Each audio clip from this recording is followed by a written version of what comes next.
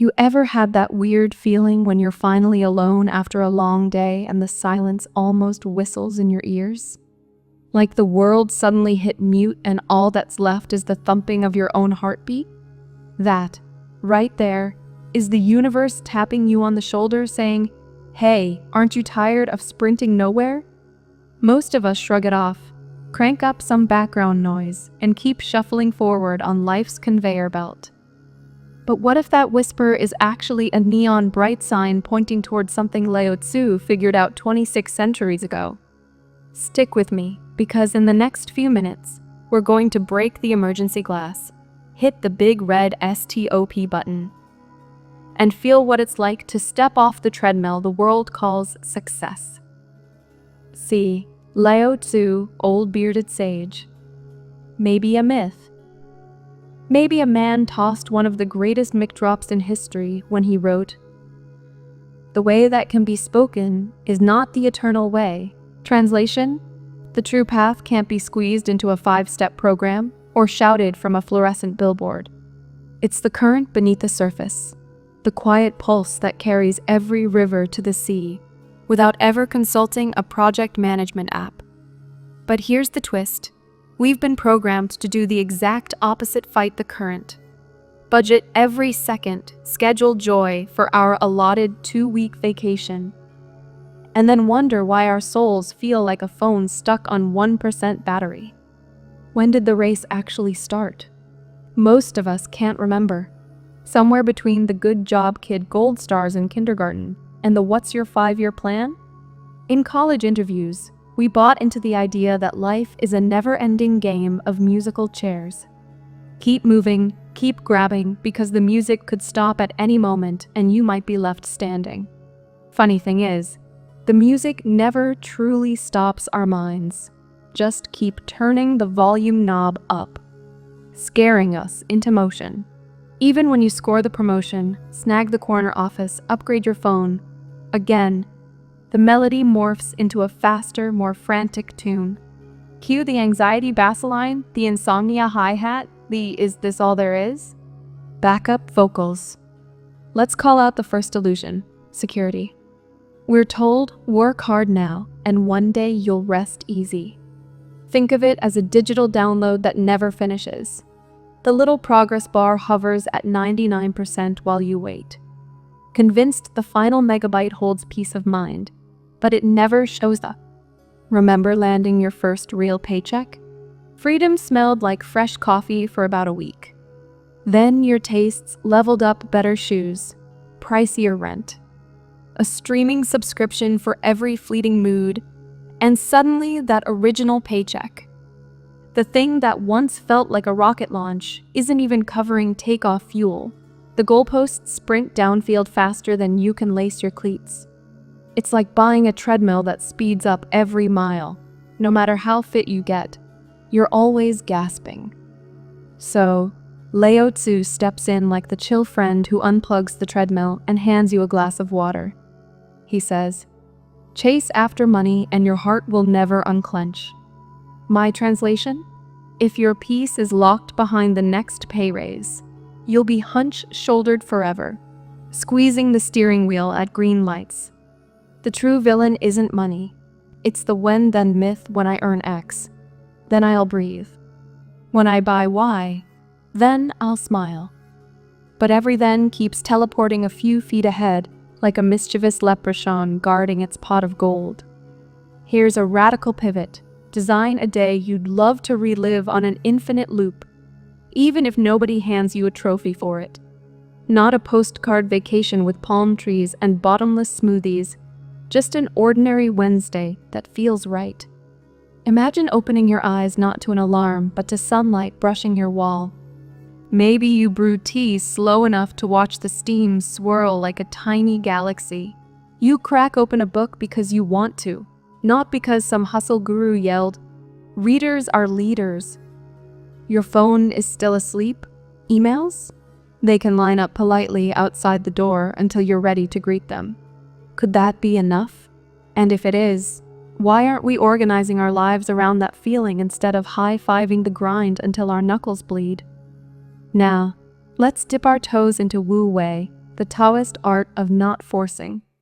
Picture a surfer paddling like mad to catch a wave. The moment the board tips into the crest, what does the surfer do? Stops paddling and simply rides. Strain turns to glide. Effort melts into timing. That's why Wei working with the ocean instead of karate chopping it. Applied to daily life, it might look like answering emails without the grimace, cooking dinner without live streaming the process for clout, finishing a project and get this actually putting your laptop to sleep instead of doom scrolling for an extra dopamine hit. I can hear the skeptic in the back row asking, sounds cute, but rent's due on the 1st. How does flow pay the bills? Fair point. Wu Wei isn't an eviction notice to ambition. It's a restraining order against unnecessary friction. Keep the job. Cash the paycheck, but strip away the mental theatrics, the self-pep talks that sound like military drills, the catastrophizing that every typo will torpedo your career, the late-night replays of things you wish you'd said in meetings. Do the task, then release your white-knuckle grip on the outcome. You'll be shocked how many fires keep burning without you pouring gasoline on them. Let's test it. For 1 week, treat your to-do list like a gentle river instead of a battlefield. Tackle each item fully, but once you set it down, don't drag it into the next hour like a ball and chain. When you walk away from the desk, actually walk away. Go outside. Feel the air. Notice how the sky doesn't send you notifications. I promise, the world won't implode because you paused mid-scroll. In fact, half the time your brain, now quieter, gifts you solutions that panicked mode never could. Trading the hamster wheel for a compass.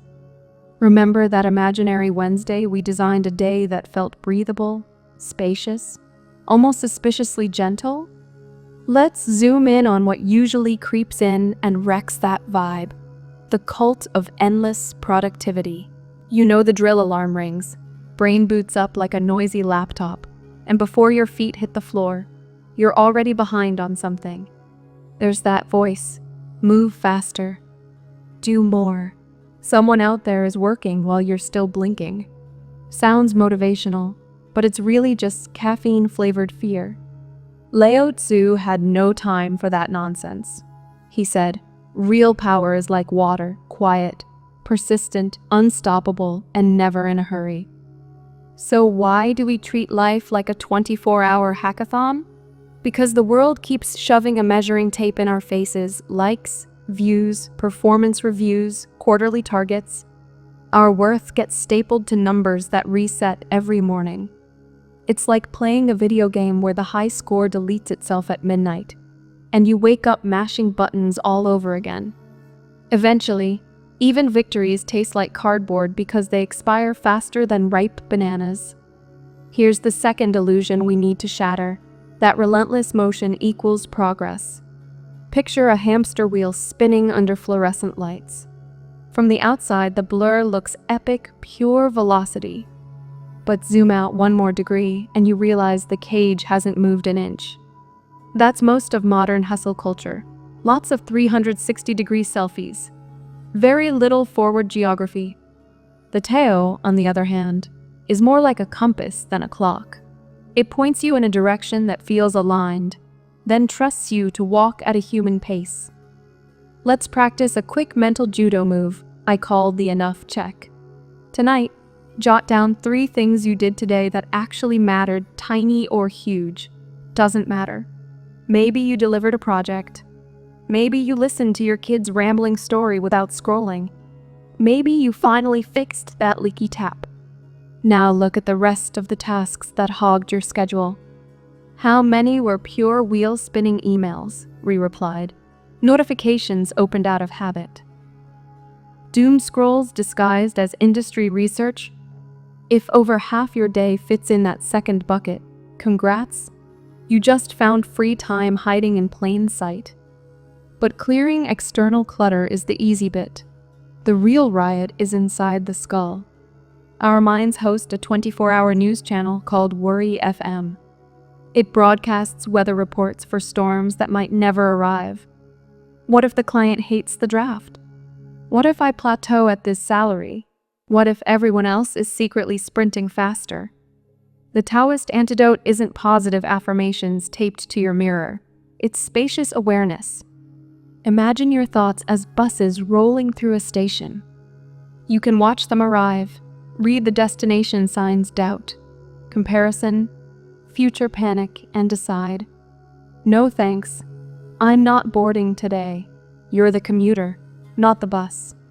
One elegant way to prove this to yourself is what I call the 5-breath reset. You're mid-task, shoulders creeping toward your ears, mind spinning like a ceiling fan on high. Stop, exhale fully. Then inhale slowly, counting to 5, belly first, chest second. Hold for a beat. Exhale for 6. Repeat 5 rounds. That's it. No incense, no yoga pants required. By breath 3, your nervous system downgrades from red alert to a stable Wi-Fi connection. Suddenly, the email you were catastrophizing is just an email. The urgent ping loses its siren song. That's Huawei in real time, acting from calm rather than clawing your way through cortisol. Next, we tackle the money mirage. Quick question: if your bank balance magically doubled overnight, what would truly change? Sure, you'd upgrade a gadget, maybe book that Bali trip, but after the confetti settles, would your mornings feel freer? Would self-doubt vanish? Or would lifestyle creep stroll in wearing designer sneakers, resetting the treadmill to a steeper incline? Lao Tzu whispers, "He who knows he has enough is rich, not he who owns a yacht. Enough is a moving target only if you keep moving it." So let's run a practical experiment. Open your bank app and your monthly statement. Highlight the transactions that buy actual nourishment groceries, rent, utilities. The tea leaves that slow your mornings. Now circle the purchases that feed image or impulse late-night retail therapy. Yet another outfit for motivation, subscriptions you forgot existed. I'm not here to shame anyone. Consumerism is a clever beast, but trim just one vine of that creeping ivy and watch sunlight hit your calendar. Every rupee you don't spend to impress strangers is a minute you don't have to sell tomorrow. Freedom can be measured in both currency and hours. Detachment is the third superpower on today's menu. Sounds a bit Zen monk on a mountain, but it's deeply practical. It means throwing yourself into the work, the workout, the painting, the relationship, but releasing your death grip on the scoreboard. Think of archery. You aim, draw, breathe, release.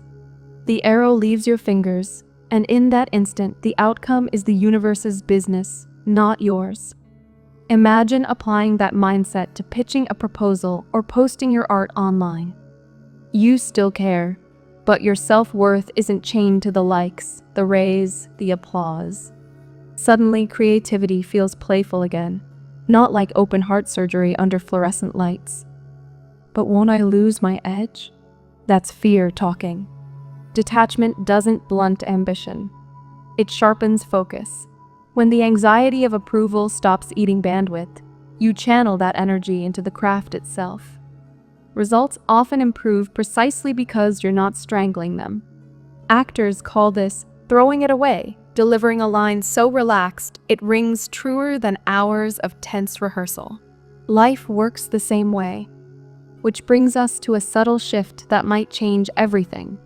Swapping goals for directions. Goals are rigid endpoints: hit X salary, lose Y kilos, publish Z book by Q4. They're fine, but fragile. Miss them, and you label yourself a failure. Directions, in contrast, are orienting truths: walk north toward health, travel west toward creativity, drift south toward community. They survive detours, delays, even reroutes. A bad week can't kill a direction, it just becomes part of the scenery.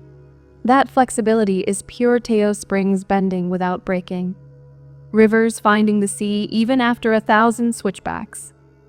Let's stitch this into a living example. Say you decide your new direction is more presence. Instead of a strict rule like meditate 30 minutes daily, you weave presence into mini rituals. You taste your coffee instead of inhaling it. You drive without podcasts once a week, letting the hum of the road be your soundtrack. You ask your partner a question and actually listen instead of crafting a reply. Some days you'll nail it, others you'll forget and scroll doom feeds till midnight. But the compass remains. Tomorrow you steer back north. Progress measured not in TikTok trends, but in scattered moments of genuine aliveness. By now you might notice a pattern. Each Taoist principle feels less like a commandment and more like an unclenching. Less force, more flow. Less proving, more being. And every time you choose unclenching, even for a heartbeat, you puncture another hole in the inflated balloon called the rat race. Eventually, it deflates with a comical squeal, and you realize the finish line was just a mirage painted on a conveyor belt. Returning to your natural rhythm. Imagine waking up tomorrow and your calendar is an empty canvas. No pre-printed boxes. No neon red reminders. Just blank space, like freshly fallen snow waiting for your footprints. For a second, you'd feel weightless, right? Then boom, the brain would scramble. Shouldn't I schedule something? Have I wasted half the morning already? That twitch is proof that the rat race reflex still lives in our muscles, like a phantom vibration, where a phone used to buzz. Lao Tzu's medicine? Redesign each day around your own heartbeat instead of everybody else's stopwatch. Let's start with work. The world worships 9 to 5 like some ancient sun god. But your energy isn't a factory assembly line. It's tidal. High tide after breakfast, low tide mid-afternoon, maybe a surprise surge at 9 p.m. if you're a night owl. Yet we shove those waves into identical cubicles of time. No wonder focus leaks out the sides. So here's a wild experiment. Keep a body clock journal for a week. Jot tiny check-ins. How alert am I? How tense? Did ideas flow or clog? Patterns pop out quick. Maybe you code like a wizard at dawn and crash by lunch. Maybe creativity blooms when city lights flick on. Once you map those tides, shuffle tasks to match. Heavy thinking when you're sharp. Admin autopilot when you're foggy. That's not laziness. That's physics. Rivers don't push uphill at noon because a meeting invite said so. But my boss won't let me nap at 2 p.m. Totally fair. You can't reshape corporate policy overnight. But small tweaks slip through the cracks. Shift deep focus tasks to your personal prime hour, even if that means logging in 30 minutes earlier and finishing email triage when your afternoon slump hits. Use lunch for a brisk walk instead of doom scrolling. Movement stirs stagnant water. Guard your peak brainwaves like a dragon guarding gold. When results improve, you've got data to justify the rhythm shift. Next, let's talk comparison, the silent battery drainer. Social feeds are basically highlight reels spliced with ads telling you you're one purchase away from completion. Scroll long enough, and someone's always fitter, richer, happier, more on brand. It's like running a marathon while billboards scream, "Wrong shoes," every kilometer. Comparison is the rat race's favorite fuel. So how do we siphon it out of the tank? Step 1. Curate your inputs. Unfollow accounts that trigger the I'm behind soundtrack. Mute the coworker who posts 5 a.m. grind quotes if they spike your cortisol. Your feed isn't a public park. It's your mental living room. You get to choose who sits on the couch. Step 2 is subtler. Flip the lens inward. Whenever envy flares, why can't I travel like her? Treat it as a compass, not a condemnation. Maybe the jealousy is pointing to a value you've sidelined: adventure, learning, freedom. Instead of stewing, ask, how can I invite a sane slice of that into my life now? Maybe it's not Bali.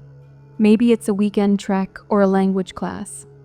In Taoist terms, you're transmuting the energy, turning comparison into curiosity, ego into intention. And here's the kicker: celebrate micro wins in private.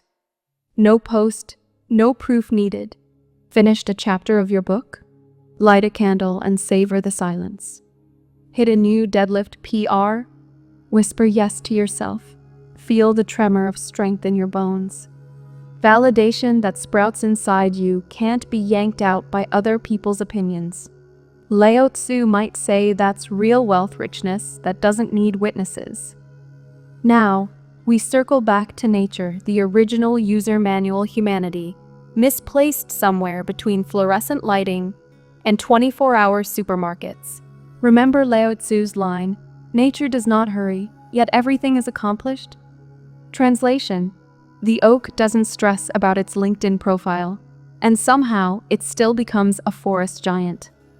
Re-entering that pace can be ridiculously tangible. Bare feet on grass for 60 seconds recalibrates your nervous system faster than a double espresso powers it up. Morning sunlight on skin kicks off a hormonal cascade that lab scientists package into expensive mood supplements. Even the act of growing one herb on a balcony windowsill reconnects you to a life cycle grander than invoiced debt. Try this micro ritual at sunset. Step outside, yes, even if it's just to the stairwell balcony, and watch the sky shift for 5 unhurried minutes. Phones in pocket. Notice how the colors melt, how shadows lengthen without fanfare. That's the Tao painting in slow motion. You'll return indoors with your nervous system tuned down a notch, like someone dialed the boss out of a thumping club track.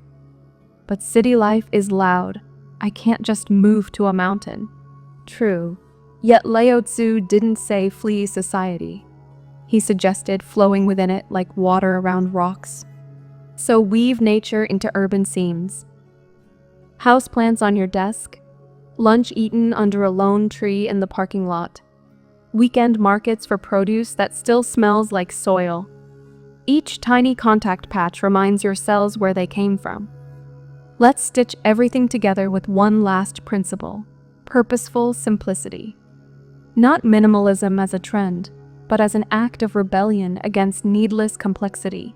Think of your life as a backpack for a lifelong hike. Every gadget, commitment, resentful yes is another brick tossed in. Eventually, the straps bite into your shoulders, and you're too sore to enjoy the view. What if you pulled the pack off, flipped it upside down, and kept only what serves the journey? Relationships that nourish, objects that earn their footprint, goals that sync with your compass.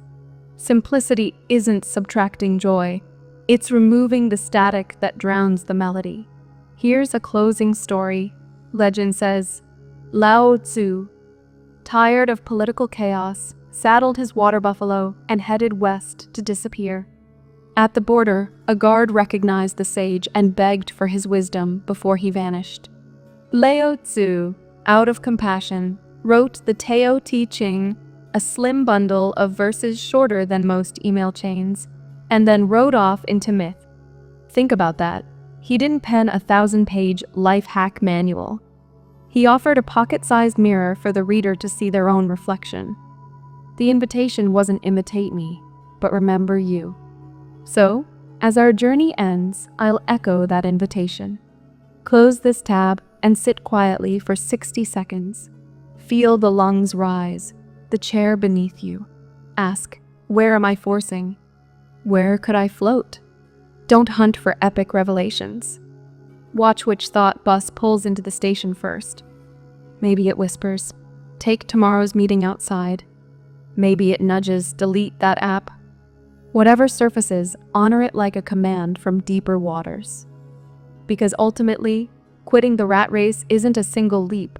It's 1,000 everyday choices to unclench, to trust, to flow.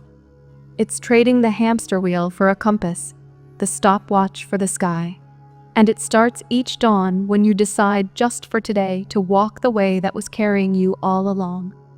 May your steps be unhurried, your breaths generous, and your life unmistakably yours.